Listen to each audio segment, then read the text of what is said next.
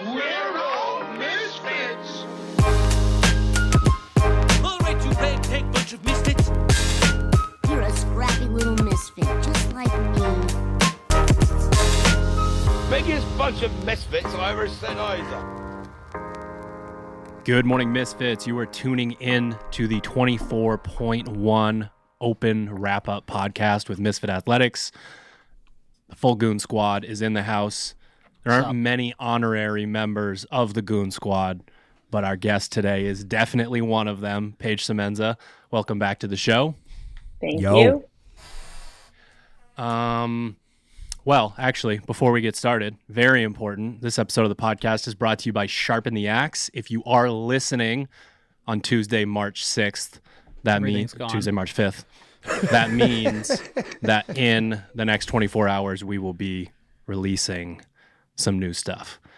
Ted kicked it old school with these designs. So we got a hoodie and a t-shirt that maybe, I don't know if you'd say they have like Easter eggs in them, but they definitely have some throwback stuff for people. So if you're an OG, you'll know what certain things mean, and if you're not, they look cool as hell. We are, just like the last release, going very small quantities, sort of in and out the door. So make sure you are on Discord. If you're not already, free Misfit community, discord.gg/Misfit Athletics. Ted will jump in there on certain releases and give you guys a code to get into the store before everybody else. We like to make sure that, especially on a Misfit release like this, that the Misfit subscribers and Misfit community members are the first, sort of get the first dibs on that. And maybe you use the code Paige at checkout so that Paige gets more money towards her 2024 season, eh? That'd be a good idea. Pretty nice. SharpenTheAxeCo.com. No. Yes. SharpenTheAxeCo.com or SharpenTheAxe.store. You can go to either of those and use that code. Good stuff. All right. So releases tomorrow. Today we have wrapped up 24.1. Everybody's names are on the leaderboard here. Before we get into the leaderboard, before we get into the workout, we're going to do the top 20 like we always do. And then we will do a random number generator from that top 20 and send some gear out to you. So, on the women's side, top 20 Misfit athletes, 24.1. McKenna Enslin, Caroline Spencer, Paige Semenza, Mackenzie Riley, Shaylin Laurie, Kelly Kelly, Lindsay Hoffman, Lynn DeFeed, Adrian Wings. I do this every year. I'm so sorry. I still don't know. Nicole Dubois. Correct us. Megan Urovic, Holly Myers, Tia Guay, Emma Hagstrom, Julie Pettit Lane, Danielle Sakala, Shelby Kenville, Erica Haman, Katie Tavog, and Caroline Cato. Cheer. Ted is producing from the skies, so you guys are going to have to give me the drum roll. Sure. Yes, very good. Love it. That was really good, both of you. Number 19, Erica Haman. Erica, please email me, coach@misfitathletics.com with your sizes and your address, and we will get a gear pack out to you. On the men's side, top 20, Austin Spencer, Brandon True, Anthony Como, Anthony Greco, Chris Colvin, Adam Selmani, Kyle Moline, Pebble Wood, Brock Diaz, Zachary Fowler, Mike Kern, Justin Lasala, Graham Faulkner, just says Shrebby. I think I know who that is. The flu guy, Shane Lloyd, Nicholas Cole, Butler, Andy Proster, Blake Trippy, and Brock Flint. Let's do it again. Another drum roll, please, Sherb. Both of them harmonize. Nicholas Cole Butler, email me, coach@misfitathletics.com. Send me your sizes. Send me your address. We will get a gear pack out to you. Sherb, you almost had it, dude. You almost had it. How come I always win when it's the fucking meeting generator who's going to speak first, and I never win in one of these fucking goddamn open things? That is true. It's bullshit. We have remote coaching meetings, and we do like I put all the names into like a pinwheel, and you click it, and it goes around, and Sherb gets Literally called always on me every first. single Always. meeting. Yeah. Yep. Can I just point out that on the ladies' side, Yep. unless I'm missing somebody, but 12 of those top 20 are either remote athletes or Misfit Gym, like just homegrown affiliate athletes on that list. And if we on the get men's next side, week, it will be more because we have people who are straggling to put their names on there that go to our gym here. So, yeah, Yeah, that list fair would enough. probably be even heavier in that way. Yeah, and I got I'm less familiar with some of the male names, but about 6 of those top 20 at least are Even also more. Yeah, it's more like 9 or 10. Probably more than that. So So sign pretty up for cool. remote coaching or move to Portland, Maine. Those are your choices if you would like to be in the top 20 leaderboard, right? not in this housing Definitely. market. They can rent, right? Yeah, you can sleep in the They fucking can rent sauna. from Hunter. $2,000 a month. So people are probably wondering, in the past, we've done the live open podcast. We do the Hunter v. Sherb live on Instagram. Then we shoot sort of our tip videos, and then we come in here and do the live podcast. One of the things that we tried to do in our open preview podcast was talk about what you can get out of the open, what you can learn from the open, how it can be a really important dress rehearsal for you to go into quarterfinals.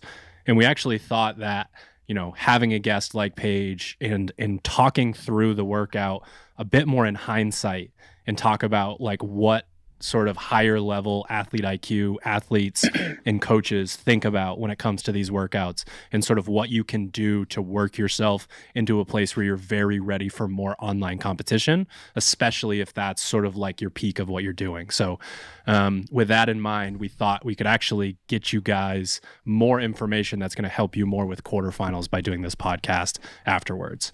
First question for all three of you, was there any added nuance to this workout that you didn't expect from like first impression announcement to then doing it, observing it, coaching it, that sort of thing? It's faster than you want to go. How about that? I think that's probably the apprehension before you get started is like, I got to be at this certain pace. It's this many reps. It takes this long. I think Hunter, right off the bat, you said, this is about 8 minutes. Like just quick math, I think is what you kind of came up with when you were doing your 90. Yeah. Yeah. I was thinking for us. for, And I was just like, for you and I. all right. So then like based on that, like having now done the workout, I think that's pretty close in alignment. But then you look at the top end scores and you realize they go 25, 30% faster. So like it was a little bit faster than I expected as like for the general masses, the people who can just, people that follow the website, people that listen to this podcast, like to see the amount of people that are in the high 6s, low 7s was like, a little bit faster than I initially thought. So like when I was talking to athletes about it, I was like, that's kind of that's your target. You got to be in the sub 8 domain, mid 7s, low 7s kind of thing. And that's essentially the biggest thing I noticed across the weekend is like my initial impression was Hunter was right in line with about 8 minutes. And then having done it, like, all right, my time wasn't very fast. I know people can go a lot faster than that. I didn't know how much faster until the scores started pouring in. And obviously the people who I thought were going to be fastest were fastest, but within, I don't even know, probably 24 hours of being done, you see the sub 6 times rolling in. So like what that's kind of like the ceiling is on something like this. You got something, Paige? Yeah. I'll go. Yeah. So here, Yeah, go ahead. Oh, sorry. I think there's a little lag. Go for it, Paige. You're the guest. Yeah, there is. And that might be on my end. I'm sorry. Oh, good. Yeah, I think after watching the announcement, and for myself personally, like listening to Alexis Raptis say, like, start out faster than you want to go. For those that are really trying to get one of those top end times, like that's what you have to do.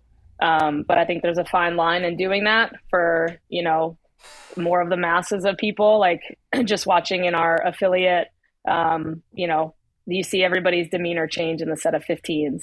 So, and it's either the first set of burpees of the 15s or the second set of burpees in the 15s. So, I think there's an appropriate you know, finding that threshold of like what is too hard to go out and what is like I'm going to fall off a cliff if I do that.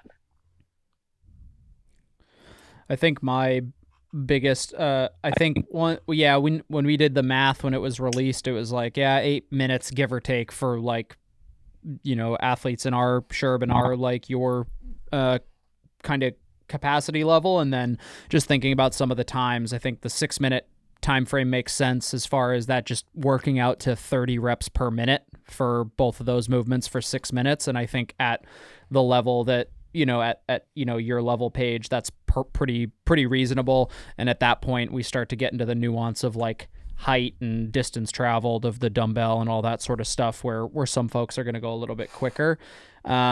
I was definitely, Drew, you called this pretty early. I was thinking in the opposite. I was like, I think the women's times are going to be nuts, almost exclusively because of just height, distance, dumbbell travels, distance, body moves, and just I would suggest that the 35-pound dumbbell is like a lot of women move that more comfortably than some of the men move a 50-pound dumbbell. But I think that, you know, in reflecting, seeing that the top end male times being, we got some in the 5s, you know, a lot of them in the 5s and a lot of them in the 6s, kind of that leaderboard is shifted up a little bit on the male side. Just the fact that it is a little bit at that speed with those movements, it is a little bit more of an explosive athlete sort of workout, like a fast twitch athlete, someone like Austin, you know, who hammered it, who can move those individual reps very quickly and explosively, but have the fitness to maintain that explosiveness and that fitness across, you know, 6 to 7 minutes or so. And that was a little surprising to me when I kind of looked at the leaderboard yesterday as far as like the very top times go. But from a coaching perspective at the affiliate level, I thought it was an awesome workout. It's one of those workouts that works so well for such a wide variety of athletes. And it's like, you know, you've got the affiliate athletes who can be in that 7 to 8 minute time range and just absolutely bury themselves, maybe even faster, depending on who you are. And then all the way up to the athlete who's going to take 15 minutes to, you know, maybe creep into the round of 9, and they look and feel the exact same fucking way as the elite athlete who finished 10 minutes before them. And I think that's the mark of a really well-written test and workout, especially for the Open. My handy dandy spreadsheet kicked Colton Mertens out at 5:24 and he got 5:19, and which is absolutely incredible. I honestly, when they said, my mind shifted immediately when they said that it was the lateral burpee. When you watch someone like Austin do a lateral burpee versus, so like you could argue that Ryan McKay here at the gym is better than Austin at burpees, because in a lot of scenarios where it is more about like being an aerobic functioning human, it's just like, what the fuck is happening? How does he just keep moving at the exact same speed the whole time? He doesn't seem to care if he got off the rower or doing whatever. But then when you watch people like that do the kind of workout where they can put their head down and just spring up and down, that's a totally different movement for an athlete like that. Like I judged someone out in the gym, potentially with one of the highest aerobic ceilings in the entire gym, and she did not stop moving the entire time, and she was about 3 minutes slower than Austin. So you just think about like doing a bit more of the worm burpee and the type of person that can just stay moving the whole time. It's very different in a workout like this. But it also brings up, I think, a good point in when we're making content for people, like, I don't know. I mean, you're no slouch if you do this workout in twice as long as it took Colton, right? So like we're talking, you know what I mean? Like someone at the affiliate that does a 1040, like hell yeah, like great job. Like when I looked at our leaderboard, I was like, there's over 20 people in our gym that went sub 10, but like I watched a lot of people move pretty steadily through the workout in that kind of 11-minute range. So when we're putting out content, it's like, who exactly are we talking to? Because Paige, you talked about like pedal to the metal. There's 200 people on Earth that are going to be able to do that, right? Right. And they don't need my fucking help for 24.1. Like, I hope they watch for entertainment purposes, but like I said, it was a 7 to 10 minute workout for the majority of people in the video, and someone commented, I'm over here with my 1336. And it's like, in the grand scheme of things, hell yeah, 1336 is amazing. You completing this workout compared to general population is wild. You could take a fucking professional athlete and they probably couldn't get 1336 in a workout like this. But it's just kind of funny to think about, especially with these, like, they said you're going to be able to do the whole open in your garage, I believe. Sharp, did you tell me that? That was a comment that they said? Yeah. So as we're working through this, it's interesting to put qualifiers into this. Like, most of the people that I talked to in the gym, it was like, if you can't feel smooth in your 21s so that you can go at the same pace and make it hurt in the 15s, you're probably in for a pretty bad day. Like, you will fall apart, and it might be in the 15s and it might be in the 9s, but there is a version of being a little bit more smooth in a workout like that for that set of 21, so that you can basically do the exact same thing in the 15s and just feel really bad while you're doing it. And then obviously the 9s is something where if you're aerobically efficient enough, it's just nice to be able to sort of switch back and forth. How did you feel about doing the actual workout, Paige? I felt pretty good. It was I had a roller coaster of a week leading into it, but dealing with some changes. But overall, the workout was great. I'm happy with my score. It wasn't a perfect score. It was a lot of, folding my body in half, which I haven't been doing a whole ton of. So I personally just went out a little too conservative, a little too slow for what that workout was and what kind of score I think I could have gotten. But I got to do it with McKenna. So for people that don't know, like, McKenna and I train in the same gym. We go to the same affiliate, and we're good friends. So, it's fun to have that side of it. But just seeing the comparison, like, she got me by a solid 23 seconds, which a score in a time domain like that is a pretty big chunk of time. And just seeing the differences in her cycle rate on the dumbbell, her cycle rate through her burpees, like, there were distinct differences in our cadence that, you over 180 reps, like, that tiny bit of time, slowly trickles up. But overall, I liked it. I thought it was fun. It was, one of those things, again, you had to go out harder than you thought. So yeah, I mean, first workout out of the way, trying to readjust to, having a little bit of a different atmosphere around me. So it's kind of a good time for this to happen right now. Before quarterfinals. Sure. That was definitely my next question. Like, if we zoom out, and you can obviously take your experience last week into consideration, but like, what do you get out of the Open? Knowing that your goal is multiple sections out and away, like, what does it do for you? Are there certain things that you can pull out of it and use them to, like, help you, to help your season? Yeah, absolutely. I mean, I think for everybody, it's the starting point, right? So you guys had said it in last week's podcast, it's a dress rehearsal for stage 2. It's a dress rehearsal for stage 3. Every part of the season matters. Every detail matters. But it's also, this is the time for us to enjoy our community and enjoy our affiliate, and, not get too hung up in the stressors that will occur for quarterfinals or for semifinals. Like, I personally am trying to be very present this year, making some bigger changes and having some bigger adjustments to, just in life in general. So for me, it's getting to be at a good place where McKenna and I can compete head to head and not let it mentally deter us from, like, she has her big goal and I have my big goal, and we both want the same thing for each other. So making sure that we can compete together and still come out of it being super tight afterwards. So this is a really good baseline for us to set the tone going forward. And just having, to make sure that videos are ready to go, your people setting up your cameras, your distances, your tape lines, whatever it, comes into play for quarterfinals is also super important. So every little detail matters. But more importantly, staying present for me and, not getting too caught up on the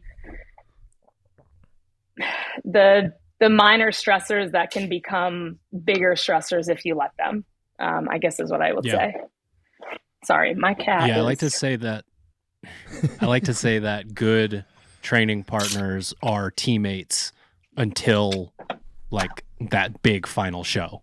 Like, I think good training partners can help facilitate growth within one another, and you can literally, like, I don't think it's the perfect way to put it, but you can use the other person to your advantage by having a really good relationship with them to end up a better athlete. And then, like, it's not the days of, 3 people or something like that going. So there's a really good chance that if, you end up being pushed out or pushing out someone that is your training partner at that level, it has a lot more to do with them than it does with you.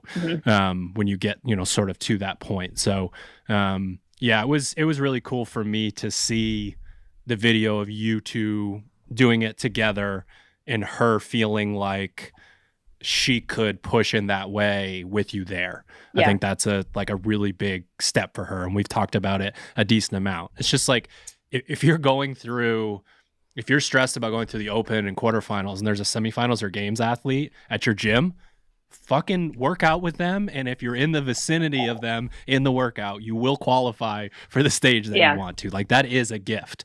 Like, I know other training partners that, will use each other during like online qualifiers, would be a lower risk version. Like, I'm not even doing the comp, but I'll go do this workout and I'll tell you, sort of what it feels like, that sort of thing. So it's the kind of thing where, like, do not take that for granted. If you have that example in your gym that is set for you, like, hang out around it, be like, okay, how are they warming up? How are they thinking about this? If you can catch them in a moment where you're not bothering them, like, hey, how are you going to attack this workout? Talk to them afterwards. Like, people don't end up where they are by mistake. Like, there are things that you can learn from them sort of as you go through it. So I think that's incredibly important for people to understand. If those people are in your gym, and you have aspirations of, sort of being where they are, like, make it a point to be there when they're there, especially this time of year. Yeah. And I think, McKenna is just super observant in general. I mean, she's got to watch since last year, really, as she started getting more and more competitive in the season, like, just seeing the little things that go on from day to day. And, last year we didn't train a whole ton together, trying to navigate ways with my back and training. And this, you look back on that, you can reflect on that, and I've learned from it. So this year it's more of like, okay, how can I stay more involved? And I'm just, I want to see her get as far as she can, and it's like, you don't find, like, it's not like, it doesn't happen often that there's 2 athletes at such a high level who can train together, be friends and get along and all those things. And it's like, I want to make the most of that in every way possible for myself, for her, for our community. And like, I'm not just going to like sit back this year and just kind of focus on myself. Like, it's always been a bigger part of my why with competing, is the people. So yeah, it's been really, really great so far. She's been a godsend as far as like just my training in general and her training. Again, just a lot of changes. I now get up 3 days a week at 5 a.m. and I go train with her for 2 to 3 hours in the morning. And that's awesome. I never I hate being up in the morning, and it gets me up and it gets me going, and I have super productive days because of it. And we have great training together. Drew has her running, God, I don't even know how much, but you have her running weekly, multiple times. Fair amount. Yeah. And it's like, I know she dreads it. I know she doesn't want to go do it, but we get out there and we get after it. And just to watch somebody in those shoes that I was in those shoes at one point, and still with other training, I am in those shoes, but just to see somebody else just keep showing up is a really cool thing. Yeah. Yeah. I mean, it's the whole, like, you are the average of the however many people you have around you. And if someone around you, especially in your instance, is doing those things on the days that you don't want to be doing those things, you're like, no, I can. And then vice versa. If she comes in and she's having a rough day and you're just straight to it, straight to warming up, let's do this. Yep. You kind of just turn that part of yourself off and go with it. So really good. Well, there's so many qualifying things in this statement. Like, if it's not a good fit, then everything that we're saying is basically the opposite. Yeah. But when it is a good fit, when stuff does line up like that, it's pretty awesome. Mm-hmm. You answered my next question, Paige, which was how often you guys train together. Yeah. That's good. So I'm glad that you were able to get in that atmosphere. So I've through, just a little bit of life chat, I guess, I got into refereeing in hockey. So Hunter, you probably think that's pretty cool. Oh, sick. Yeah, That's cool. It's a lot harder than you think, being on that side of it. I feel like it's exactly as hard as I think it is. Can I do it from the side of the rink? At what No. level? So I've Heckle Paige. I've mostly only done, I've actually done like higher than I should be doing, being so new to it. But I've done up to like 18U, 19U boys. So wow. full on That body is- checking. Yeah. So it's pretty cool. It's a really cool learning experience. There's a lot of opportunity with it. But so through January, February, it's like the season is starting to come to an end in March, but I've taken March off from refereeing so that I can get into the season. So it's like the flow of it, the timing of it is almost, perfect. But so most weekends I have been doing, some refereeing. So I haven't trained a whole ton, but essentially me and McKenna can train together every day, with a couple, nuances in there as far as some scheduling. So we're together in the morning. She needs to be done by 9 a.m. So we get a big chunk of work done. Not every day we have the same training pieces. So it's more of just being in good company. You guys do a lot of squat holds together? Yeah. She's usually done with her squat holds before I get in there. She usually does her lifting first. So I prefer to do my sweat check, do my Metcon right now. It just gets me into a better positions and all that good stuff. So normally our first thing together is a Metcon, sweat check, Metcon, that kind of stuff. But yeah, a lot of squat holds. So 3 days a week in the morning, we get a good chunk in, and usually that's during the week. It's my one session right now. And then on the weekends we get together too. So it's been really, really great having somebody. I trained by myself a lot, and then had, friends on the weekends, people on the weekends. And a lot of that has some of my life has changed a lot. And so being with her has been, super helpful in getting me back into the swing of things. That's awesome. Yeah. Sure. Wyndham, vibes were not all time high, but 8 out of 10, 9 out of 10 here in Portland. There was just a something in the air with the workout. And we talked about it a little bit on Monday, but I just wanted to hear how things went over in Wyndham. You guys fucking little gym in Wyndham, Maine, 101 people signed up for the Open. Is that right? Wow. Yeah, 101, which is I think the most we've ever had by that's probably awesome. 40-ish. So definitely a huge turnout. People get the point. A couple of things that we communicated to them, other than the fact that's a good benchmark for their fitness. It's you guys enjoy watching CrossFit, right? You enjoy the sport of it, what you see on YouTube. This is just a small paying it forward so you can continue to see those things. And if you don't participate, don't be surprised if these things don't exist any longer or don't exist the same way that you're used to seeing them. So basically made them understand that it's the community thing. You're fucking gonna do it anyways on Friday, so why not sign up and see where you stack up and talk shit with your buddies and have fun with it. But we had a good turnout. I did not get there for the super early heats. I got there about 7:45 on Friday and stayed through the morning event. And we did theme week, so people are dressed up in sports jerseys, and we have a intramural open, so there's a score sheet that I created. Are there any bangers? I love it. There was a Shaq LSU, a Shaq high school jersey that was pretty dope. Oh, Yep. Down with that. That was pretty sweet. I think we had Penny Hardaway, and then Coach Kevin showed up in literally like a 1918 Boston Red Sox like full uniform, pants, shirt, and hat. Yes. So that was pretty fucking dope. Yeah, no, like legitimately looking, he's getting ready to fucking go barnstorming and fucking slap the old baseball I bat drove up the by side of one of the those barn. games once. There are games that they play and they all dress up like that, and they use the old gloves and bats and shit, like in like middle of nowhere, he was Maine. missing it, but Yeah, I drove by it once and I was like, wow, that is amazing. It's Yeah, like straight up Civil Field of War Dreams type of reenactment shit. baseball style. yeah, basically what he was wearing, like Yep. 1918's Sox uniform. So good vibe there. I mean, we had probably 40 people show up in the morning and another 45 to 50 at night. So, 85, 90% of people that signed up were there.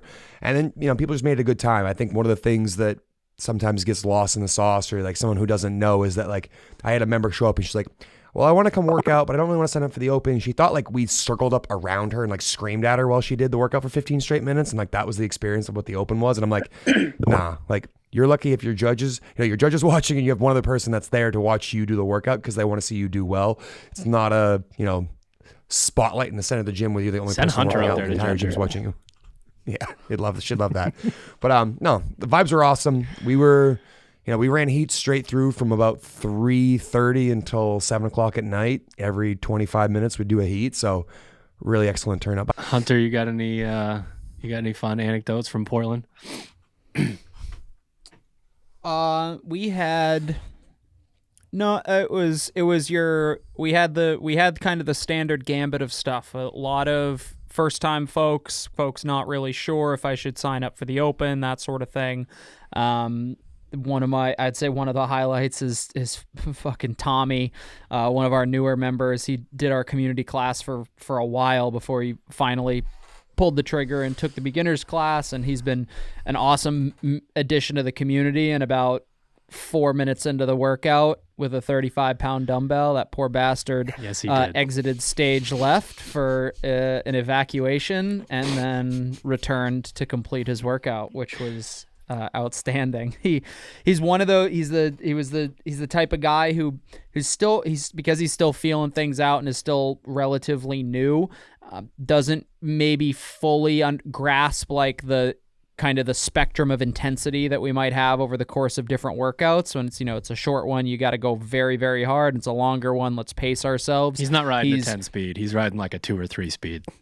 Yeah, but he went, fortunately, like I said at the beginning, this is one of those workouts where like even for the greenest affiliate member, like, man, 3 minutes into that workout, if you even went a little too fast, you might be in the danger zone. And good old Tommy was entered and exited the danger zone multiple times over his 15-minute span. So I think that was definitely one of them. And then probably another highlight is Courtney, who got with, I think she was like 4 or 5 reps shy of finishing. Yeah. And that 35-pound dumbbell, man, that's a beef eater for her, but she crushed it, and She loved it.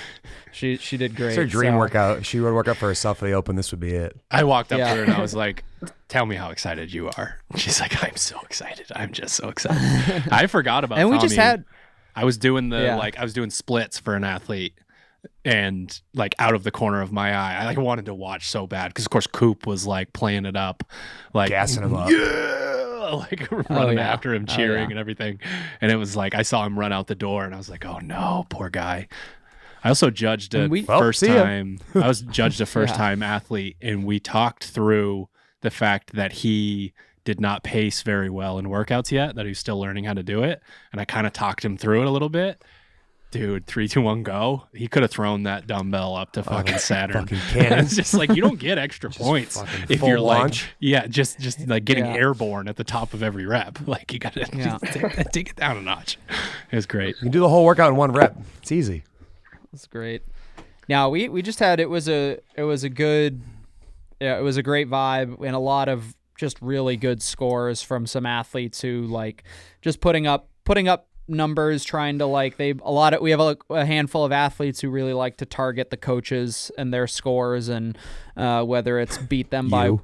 1 second, which is my always my personal favorite. No, you got called out too, sure. That's where Will and Nick Witt, they were like, I want they were good for trying Nick to track Witt. you down. And Tough they did, break, but, Will. Too dude, fucking gangly. Yeah, but I mean, slow. even just those two dudes are fucking 7'13". I was gonna say, how they're tall just is Nick? moving like they should. Can I get a height and weight check on Nick? 6'4", I think he's 6'4". I want to say he's 6'4", like 315. 245, like 6'4", 245. The man can move. What was his Division 1 time? athlete. Like 8'12". Yeah, like low 8s. that's Like it was, it was fast. fucking real. That might be the most impressive out of our gym. I agree. think just from a big man, moving a lot of mass, just fucking hammered it. Yeah, I love that. Yeah, I lost my train of thought. So with the idea of the dress rehearsal, some of the instructions that I kind of put out there for athletes is like, and I think they serve a lot of purposes, but the obvious ones are like your 2-camera system. Like, do you have 2 cell phones? Who else's cell phone are you going to use? Do you have 2 tripods? Who's your judge? In that is a big question, because it's like, who is going to hold me to the standard without being an asshole? Someone that can actually pay attention. If it's, a 20-minute AMRAP with, who knows how many reps are in this thing, it's just be 600 reps in a workout, something like that. And they're going to have to be able to sort of count and really keep their shit together. Who can be around you in the workout, right? Like, there are people that bring the wrong kind of energy to your viewing group. And like, while that can be okay at a certain stage, there's probably a point where it's not okay anymore as you make your way through. So those are things that I think people really have to figure out within the open. Beyond that, I think stuff like that starts to play into whether you have what ends up being a mediocre workout for you at some point, something that either you didn't execute very well on, or maybe they just throw you a shit sandwich. Like, it's a 20-minute triplet of the 3 movements I hate the most in the entire sport that I haven't worked on yet. If you don't have the right environment during a workout like that, and there's a level of doubt, like if we crack the door open and you've been working all year on what we talk about, bringing confidence and preparation together, if you crack that door back open and start to have the wrong self-talk going into the wrong workout, it can really change your season. And that's something that you just can't let happen because of the work you've done, right? Like, if you've worked all year, again, on being prepared, and you're in the right environment to understand that preparation is going to breed that confidence, and then we can be, really attacking workouts at the right level. I just think it's so important for people to think about these things now, because what happens is, we've witnessed it firsthand. Someone that we think is going to the CrossFit Games has, a meltdown or two during quarterfinals because the camera's not ready and the tape line's wrong, or the standards haven't been read, or again, like, the wrong person's in the gym and they're like, go, you have to go now. And they're just like, I'm not into that. That's not my thing. Please stop screaming at me. I'm at 190 BPM. I don't need any extra, sort of weight added to that. So I just think it's so important to go in and do that at this time of year. And, you think about on the Masters side, we got 3, they got to go through this 3 times. They got to go open, they got to go quarterfinals, they got to go online semifinals. So I really think that at each stage, as you begin to step up, it becomes more and more important. And if that's the case, we get perfect practice right now. Yeah. I have, 2 pretty good examples about that. One is a teen athlete who had to, this was, I think, during semifinals, redo a workout within like the same 3-hour window. It was the high wall ball workout and then the clean and jerk at the end. Yep. And first attempt at it, music's blaring, people are all around. You could see everybody's kind of got that nerve in them. The workout didn't go well. And, we gave her, we mentioned, hey, you should probably do this again. We let her throw that tantrum and get that fit out. And then round 2 rolled around and it was like, okay, let's lower the music. Let's put her Taylor Swift on. We know what she likes. Let's keep the environment around her calm.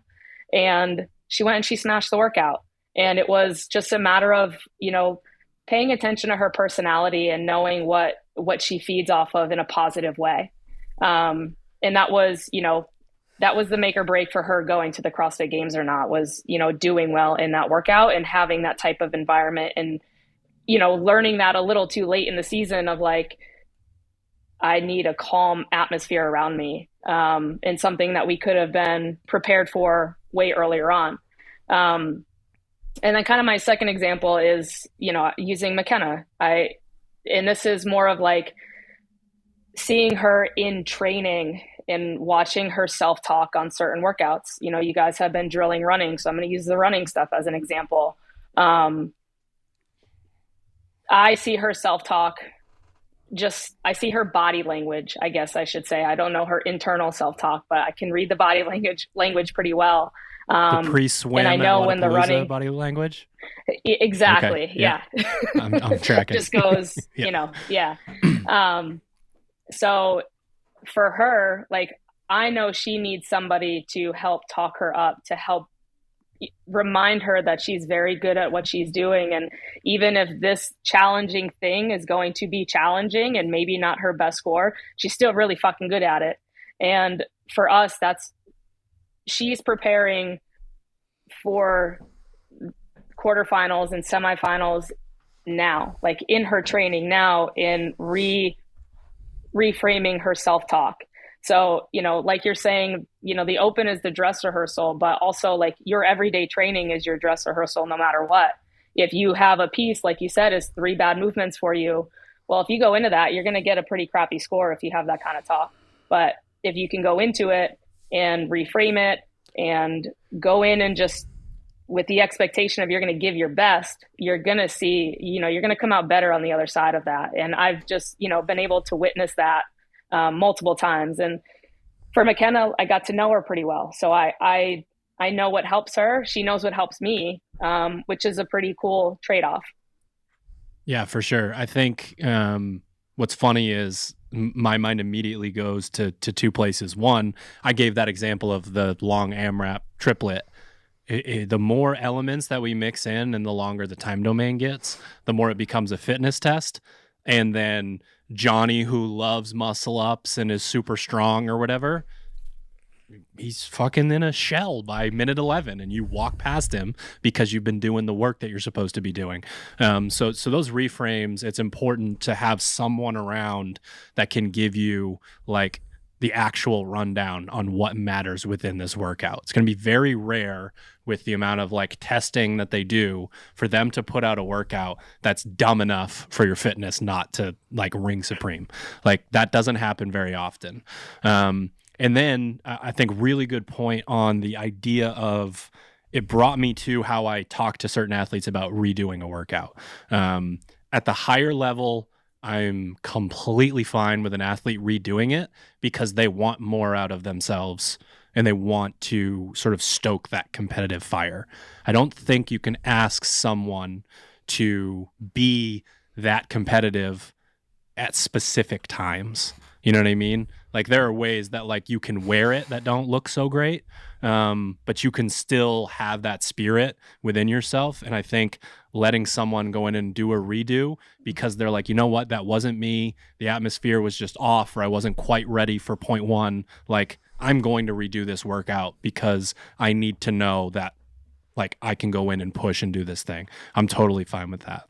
But one other context for a redo is exactly what you mentioned with the, like, sometimes that, like a live announcement or a Friday Night Lights or your class nemesis, that can get you revved up a little too much and the results aren't as great. And then you see that same person do a Sunday afternoon redo or a Monday open gym redo, and they just go in and do the thing that they do, and you see like a huge improvement there. So even if an athlete doesn't need, top 25%, right? Like most athletes aren't going to need to go in and do a better score. But I think if you can go in and find out what environment is better for you, if it is, especially if it's your Super Bowl, that can be super helpful. And then I also think that if you didn't do well in a workout like this and you know you could have done better, if you do well in your retest on Sunday or a Monday, I think 24.2 first go will be better. Like, I think just the we can build things up in a way that can make them more challenging. So the whole idea of the redo with all of this, I think, is important to put out there. And there aren't many scenarios where I would tell an athlete, like, no, you can't do this. You shouldn't do this, especially if it's not like, okay, let's snap off 90 more deadlifts or something like that. Like that could be an instance where maybe I'm sorry, but no.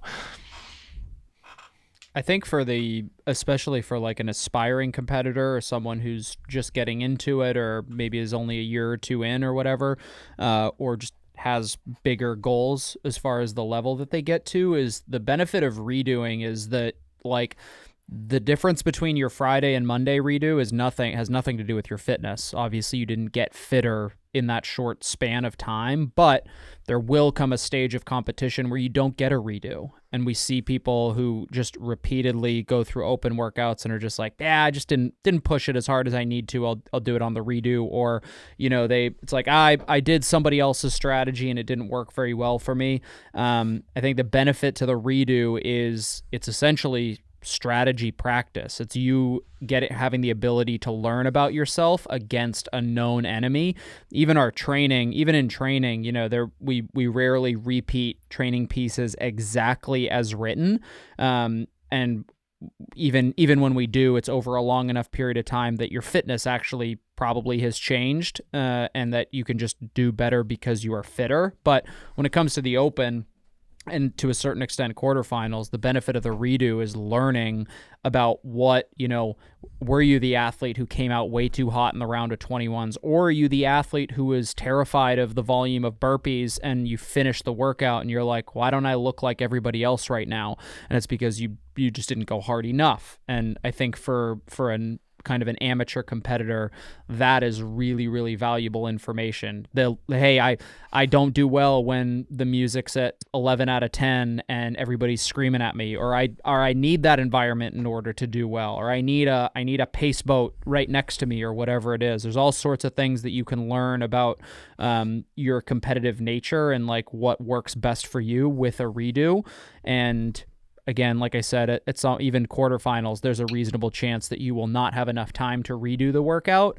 And I think that's an area where a lot of athletes at the lower level, or, kind of amateur competitor level, have maybe the most room to grow. It's like your fitness is going to progress through training, but the strategy thing and knowing how fast or how hard or how slow to go in a competitive environment when your score matters is a bit of a skill in itself.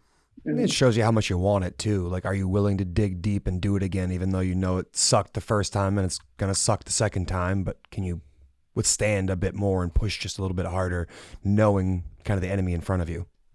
Yeah, for sure.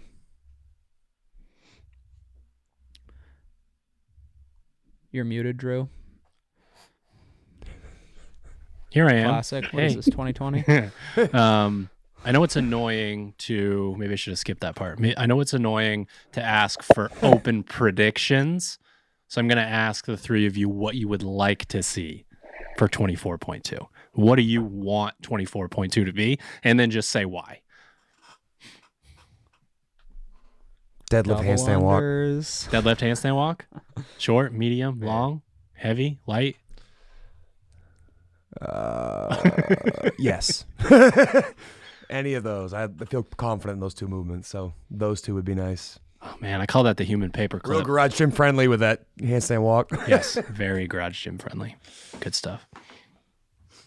Did they do? I don't know that they would do deadlift, handstand push up, or handstand walk. Not maybe open. Handstand push up. Last year they did the ascending. Last year they did the ascending skill level handstand, right? Yeah. Yeah, I just think to myself, I wonder if they'll do another like hinge push combination in the open. Yeah. Two similar movement. Blue sky meeting, Hunter. You can't yuck Sherb's yums, okay? Yeah, no, I'm getting in Sherb's head. I want double unders, pistol, box Oh, we do jump, fuck yeah. Pistol box dumbbell jump. thruster, Pull over. pistol. I'm in. If it's pistol, pistol box jump, jumps. pull over.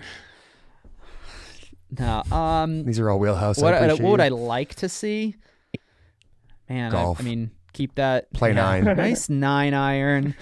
Nice smooth. Play nine. Probably it's got to be a 15 to 20 minute AMRAP of cardio AMRAP. Although I don't know, we'll Yeah, get another that's what I was cardio thinking. test. That's what I Yeah, want that's it to what be. I would like to see. That's what I Yeah. love, a good athlete IQ test where two of the movements are just if at a certain level you go unbroken and you transition quick, and then you have the one limiter. You know, you got the rowing machine, something double unders, Fitness? whatever it is. Oh, sorry. Wall ball, box jump, toes to bar, something like that. That's definitely what I want it to be. I love this. I really like gated workouts. I would like to see like a gated workout again, but more of like What do you mean? Where you Like the got toe to like, bar earn clean the right workout? to move on? yeah. Yeah. The toe to bar clean That's a workout, great the workout. chest to bar I really snatch like that workout. Yeah, I do too. But yeah, I like those. I like an ascending ladder of weight. I don't know. You see a lot more success even at the affiliate level with people hitting numbers that they never thought they'd hit. But yeah, I'm thinking it's going to be long as well, cardio piece. But I don't know. My mind is going to box jumps, something with a box. I love the step down. Sounds dangerous. I love the step down being brought into it. That goes from such a joke of a movement to Changes. like metabolically, like gets really challenging if it's Yeah. paired with the right thing. Like row box jump's pretty nasty. Obviously, deadlift box Yeah. jump is a classic, but again, if they're just asking people to fold themselves in half for the entire open, maybe Right. Nothing maybe- wrong with that. Yeah, sure, sure. I don't Sherb's into it. think it'll be a squat. I think the squat will come in week 3, you know. Thruster. We had the heavy thruster last year. Yeah, I think something light and fast. We had a member walk up to Sherb yesterday and say that he was on vacation and he watched the live stream and Sherb was going like full on, like put his mustache on the floor during his dumbbell snatches, basically. And I basically said, like, I took your advice without you giving it to me, and basically just bent and snapped at the waist the whole time.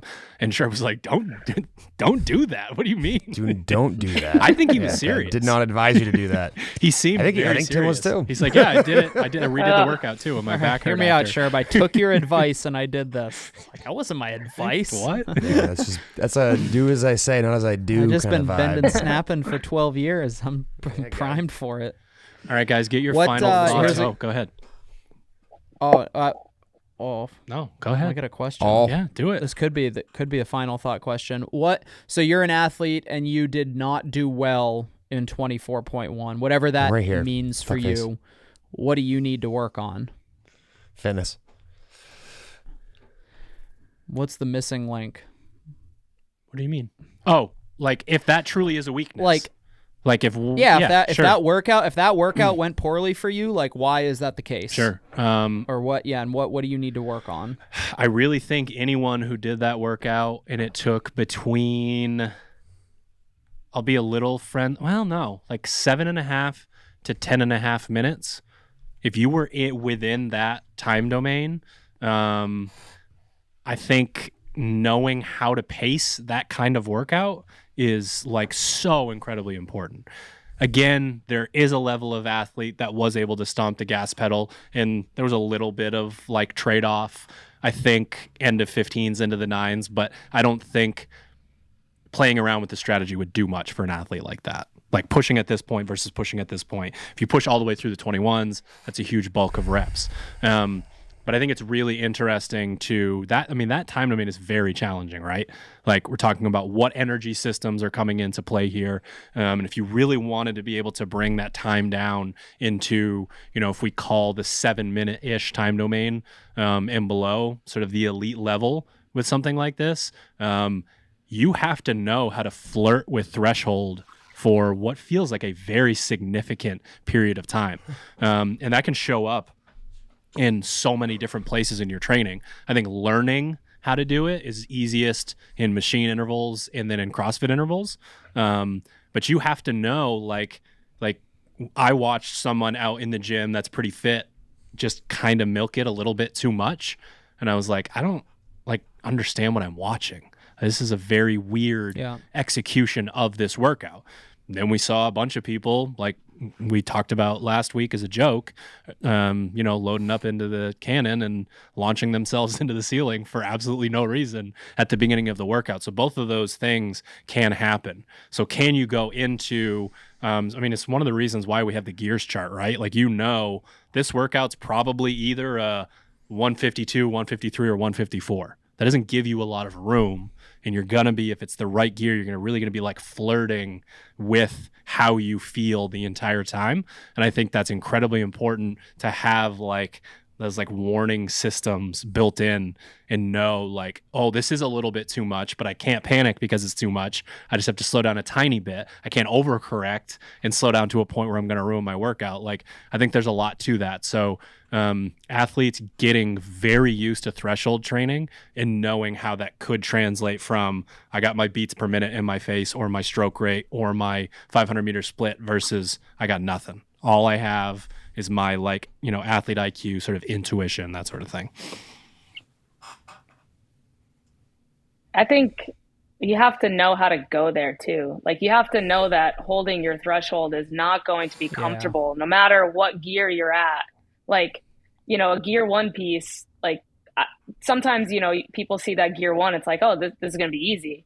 Like, no, you're still trying to hold something. Oh, dude, that's like, the worst one. You need, yeah, right. Like, you got to know, again, that's threshold.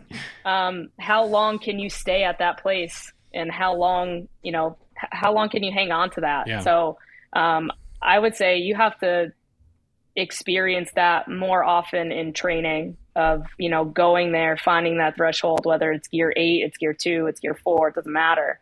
You have to really, really experiment. Yes. Yeah. You have to go too fast. You have to go too slow. You have to do both of those things to know where you should be. Sherb, you got any thoughts on this? I mean, I didn't know if Hunter was going final thoughts here because the biggest thing... We're not there yet. Not yet. All right. I say the biggest thing that I want to lean into in something like this is just like, if you're struggling to get yourself up for this situation, is to sort of lean into the environment that you're in and then just trying to put yourself in the best environment possible for your success. And like, part of that is experimenting with that in the training that you have leading up to the Open. And if you haven't found it yet, the day that you do find it, try to know as much information as possible so you can reverse engineer it when it does really, really matter. Because I think athletes do have songs that vibe with them, people around them that vibe with them. Honestly, even fucking like the breakfast you ate the morning of an event, vibing with them. All these things are playing as factors that can get you into the like perfect like headspace and like mindset to do the best you can. But you have to tinker a bunch. And there's like, I feel like all we talk about is how many different things you can tinker with. But like, that is the game. Knowing what to tinker with and how to tinker it in the direction that helps you be best. So I'm gonna. Can I answer my own question? Shut the fuck up, Hunter. No, I've been thinking about that a little bit because it's like, that is the workout. That time domain is the classic like CrossFit test time domain. You get, we live for the most part in training on kind of either end of that spectrum with our, the long, slow stuff. And then obviously the higher power output stuff. And in the middle there is like Drew, you kind of alluded to, where there's a lot of, it's where the kind of the blend of strategy, athlete IQ, and fitness all kind of merge and meet. And I think you can have all of those things, but still do poorly if what you said, Paige, doesn't happen at a regular interval in your training. There are a lot of athletes who have the capacity to do well, like probably better than their score maybe suggested. And it's just like, you just didn't go there. either you chose not to go there in this open workout, or you didn't do it often enough in your training to know what that feels like. And you know, it was that Wednesday 5-minute AMRAP that you finished and you were like, like that wasn't so bad. I probably could have gone harder, and I'll do that next time. Like, how many of those training pieces do you do? And and do you say to yourself afterward, like, that wasn't as bad as it might have been? Like, if that were an open workout, man, that would have been really shitty. But it's like, you have to be willing to go there in training. And it's really easy to send it as hard as you can on the bike for 20-second repeats. It's, you know, relatively easy to sit on a, but I mean, it's like, there's no thought into it. There's no like, I am supposed to go as hard as possible. But when it's like, you know, how often do you go into that 3-minute AMRAP or that 7-minute AMRAP or 8-minute AMRAP and really set yourself on fire and say like, hey, am I going to make it to the end of this 8 minutes, or am I about to learn something? But I think it is still a missing component of a lot of athletes' fitness, ranging from the affiliate level through like that kind of amateur competitor level, whether it's a fear of going to that place due to discomfort or what,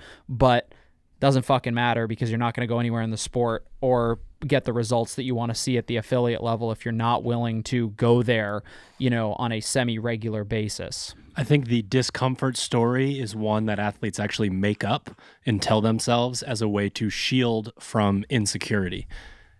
Athletes will suffer in such an intense way in movements that they like.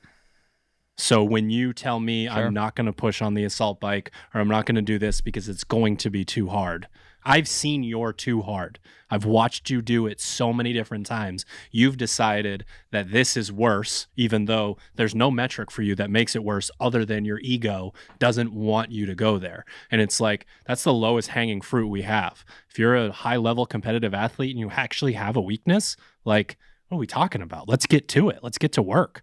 Let's bias that thing that you do and then go do it. But so many athletes they hide behind that. And it's like, no, give yourself way more credit than that. You are in stupid amounts of pain, like 6 times a week. This specific thing is the one that you're just so scared of, like in terms of actual just discomfort and pain. Like, I just don't really buy that narrative. So I think it's really important as an athlete to identify what those things are, right? Like, I will tell you that I'm going to be way too uncomfortable in rowing intervals. I will be significantly more uncomfortable after I go hammer the assault bike. I'll go hammer the fucking assault bike right now. I love it. I love how terrible it makes me feel. So the idea that the reason why I don't want to do the same thing on the rower is because I don't want to be in pain. Like, I don't get compartment syndrome. I don't have to be flown to the hospital via helicopter to have my legs sliced open after I do a rowing piece, right? Like, that's reserved for the assault bike. And just one thing that I thought of, Hunter, while you were talking, for most of the year, we thought Caroline was going team. So running and biking are like paramount. Like, if you want to win the CrossFit Games on a team, you need to be elite compared to your competitors in those two modalities. Like, incredibly important. They do, you know, the C2 bike, the Echo bike a ton. They get out on actual bikes. And then obviously there's a ton of running that comes into play. And when you watch teams that bring that to the table, they win events by 20, 30, 40, 50 seconds. Whereas when it's traditional CrossFit, like, you're splitting hairs with these, you know, how incredible every single team is at these things. So she was doing a rowing workout maybe a month or two ago and was just like, hey, we got to jump back on the rower. I didn't feel so great. And then her scores started coming in, and they were historically better than anything she'd ever done on the rower without rowing. And I was like, I kind of just need to know why you think this is happening. And she, you know, we talked about leg drive and all kinds of different things that a coach would want to hear. And she's like, actually, honestly, this is going to sound, I don't know if she said dumb or something to that effect, but I'm trying really hard. And I was like, no, circle that message. Like, Like that is such a, you could try. when you Go ahead. decide as an athlete, like, no, this is a weakness, but I'm going to put my ego aside and I'm going to like put a lot of eggs into this basket and admit that you're doing that. Like that's exactly what you guys are talking about. That's going in and doing a workout where, again, you've averaged a 140 across, and that's good. And that compares out well to your competitors. But like a 138 or a 139 takes so much more effort to be able to get that split in there, and just to go into something and say, I am going to try really fucking hard in this, is like, it's a force multiple. It's just something that like really changes who you are as an athlete, not just on the, you know, sort of physiological side, but you guys are referencing the mental side a lot as well. You got to know what that is. You got to like, you got to know your enemy, sort of a thing.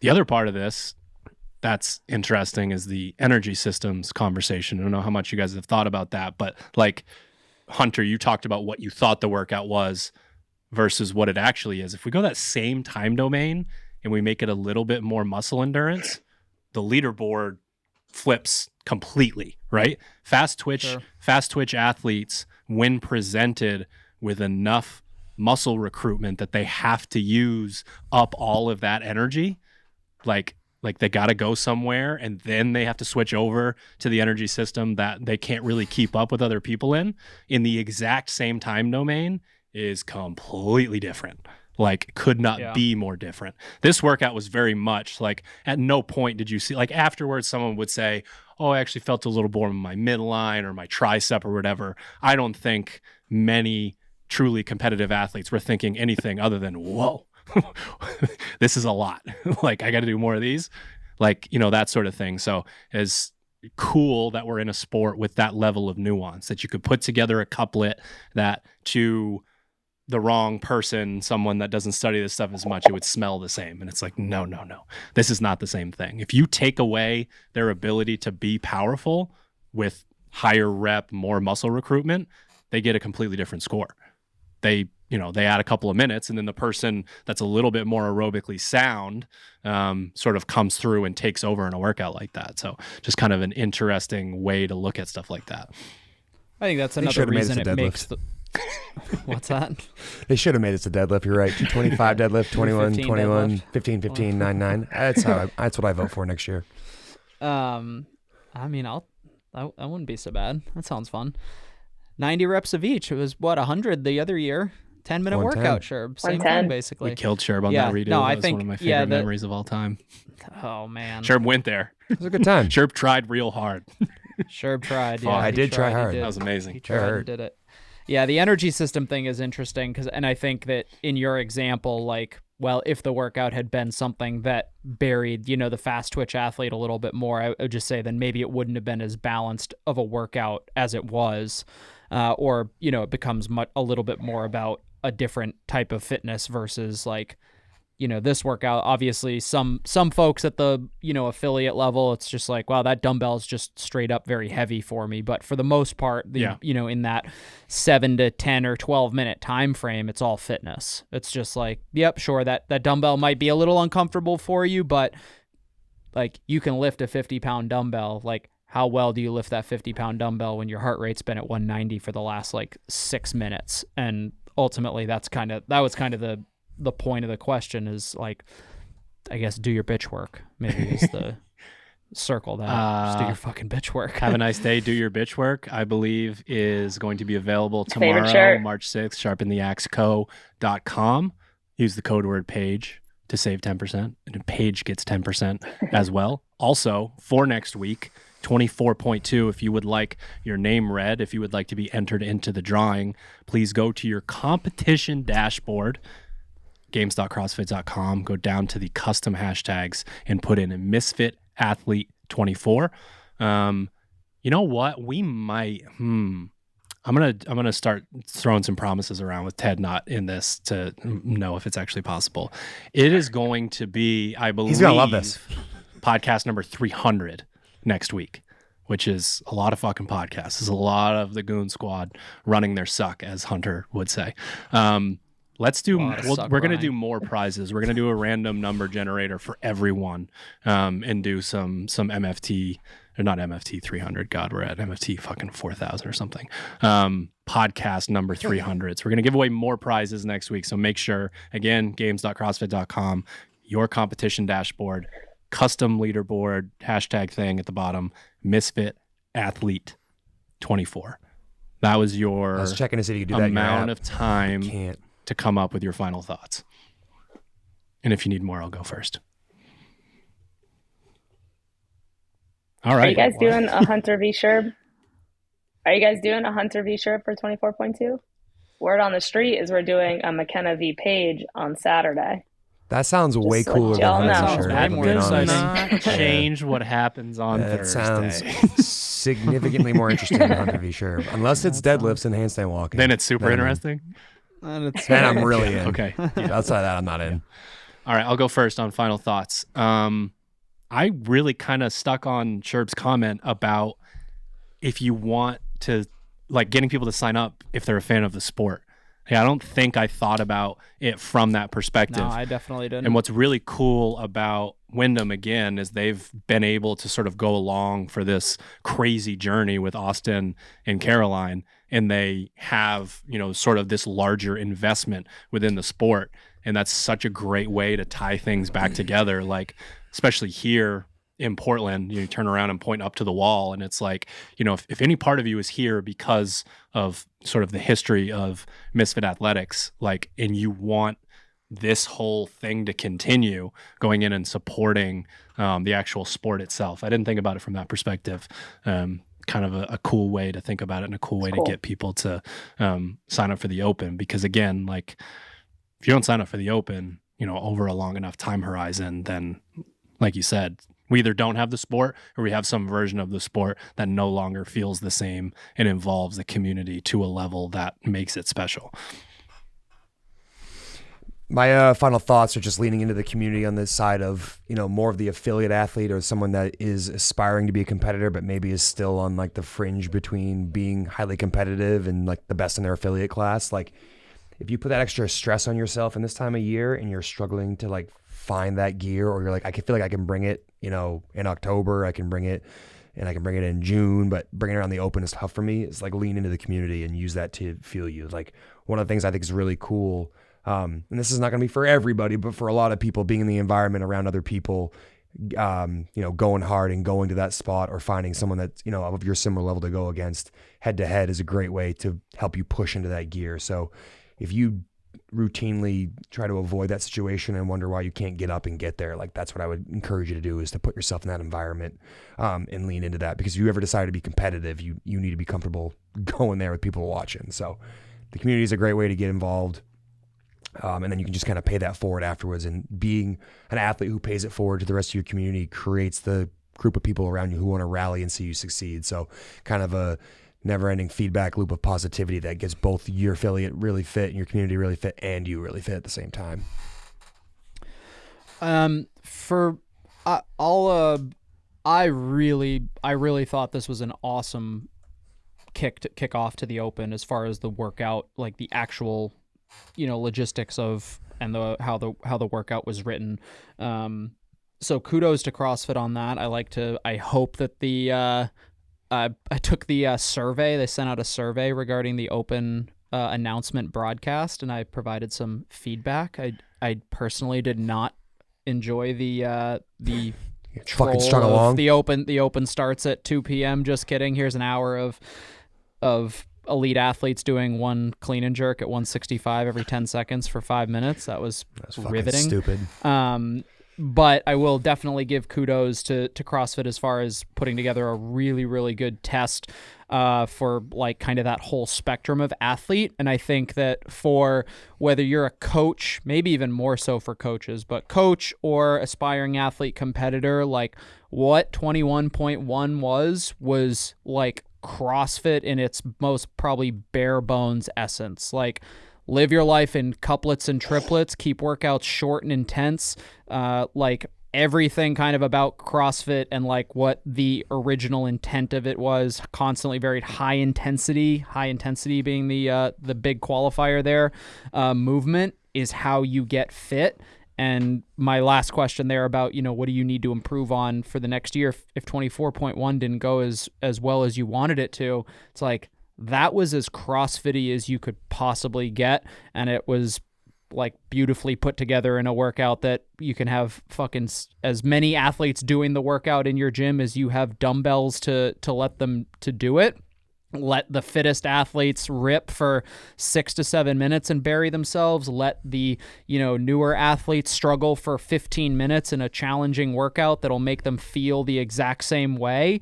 And it's, kind of like I said, written in such a traditional classic CrossFit format that I thought it was really a really cool kickoff to the 2024 season. So hopefully the broadcast keeps up with the programming, if you will. The expectation was what was way there. off. Like, I just, you can't do that to someone with ADD. I was like spinning on my head in the lobby. Yeah. At least just say it's like, hey, the pre-show goes from 2 to 3 or something. That's an old sports broadcast trick, though. They always say that in sports. And then it's they tell you the game's at 8. Like, if you Google it, and then, no, the game's at 9. It's at 9, where you're going to listen to a bunch of idiots talk. Go ahead, Paige. I'll just piggyback off what you guys are saying. McKenna and I are, I guess, 2 of the highest levels at our gym in competing, and we got to do our workout next to 2 of our newest members, just to see the differences, but also see the major similarities that we saw with what the open workout brought. And I think that was really cool. It was inspiring, I think, for me as well as it was for others to see that, and just to see people go to that dark place and lean into each other while they're doing it. So, again, piggybacking off what you guys are saying, like, find that support system for you, find it within your community, and don't be afraid to talk to people that you don't know in your gym. Like, you're gonna, over the last, couple of months, I've really gotten to open up to other members in the gym that maybe I don't talk about personal life with, or about their personal life. And you really start to find some new connections in the gym. And you just never know. You never know who is going to be that person for you, or that group of people for you, or whatever it is. But, lean into those people, like, lean into your community, and lean into the fun that the open brings, and find discomfort in the workouts. Love it. Fine. Here. Did we do it? Cheers. Thanks, Paige. Appreciate you taking the time to come Thank on, you guys. share your insight with everybody. Thanks for hanging. Thank you for tuning into another episode of the Misfit Podcast, and thank you to Sharpen the Axe for dropping some amazing gear tomorrow. SharpenTheAxeCo.com. Use the code word Paige. We will see you for the 24.2 post open workout wrap up Come podcast on, deadlifts, handstand walk. next Tuesday. See you guys.